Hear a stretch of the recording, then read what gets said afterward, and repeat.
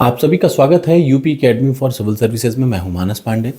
आप सभी को याद होगा 2024 का जो यूपी पीसीएस अभी रिसेंटली हुआ, उसके पहले मैं जब आपको रोज़ कहता था तो मैंने आपको दो तीन बातें बताई थी कि भौतिक भूगोल ज़रूर पढ़िए। लोग नहीं पढ़ते हैं लेकिन आप ज़रूर पढ़िए भौतिक भूगोल। और भौतिक भूगोल पढ़ने के मैंने तीन तरीके बताए थे।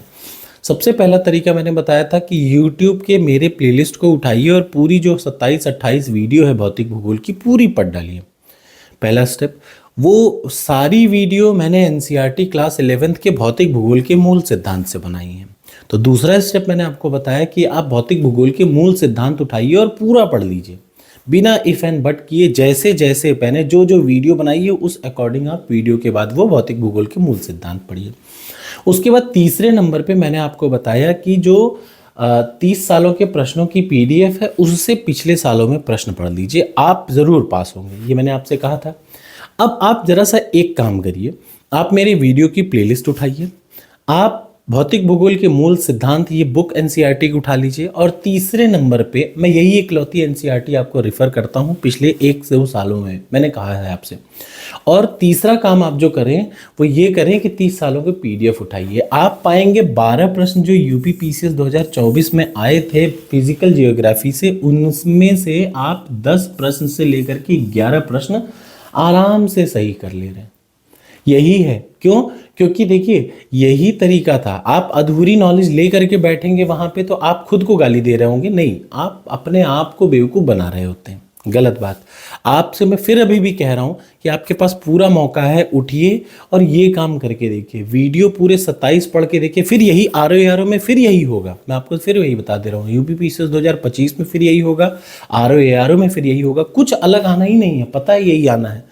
वीडियो की प्लेलिस्ट है 27, उसको रटना है आपको। उसके साथ आपके पास एनसीईआरटी क्लास 11th की भौतिक भूगोल के मूल सिद्धांत हिंदी इंग्लिश में फ्री में पड़ी रहती है, उसको एनसीईआरटी उठा लेना, पतली सी बुक है।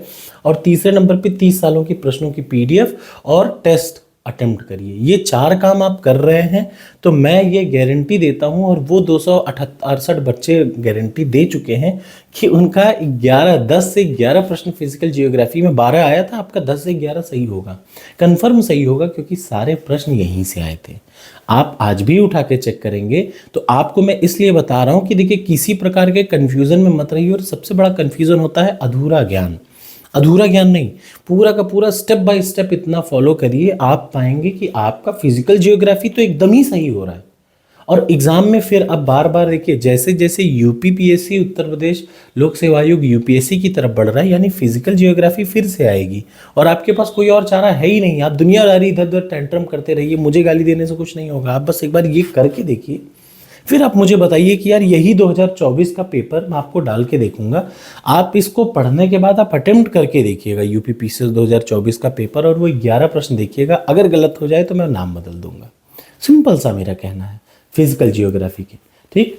इसलिए बहुत दिमाग में भटकाव लाना हमेशा गलत होता है।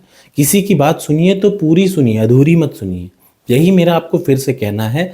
और इस समय मैं डेली टारगेट दे रहा हूँ फिजिकल जियोग्राफी के। डेली टारगेट को आप फॉलो करते रहिए, इधर उधर भटके बिना। जो देखिए 1000 में से 10 लोग ऐसे होते हैं जिनको कुछ नहीं करना, लेकिन जो बचे लोग हैं वो अपना ध्यान अपने चीज़ों पे कंसंट्रेट रखें।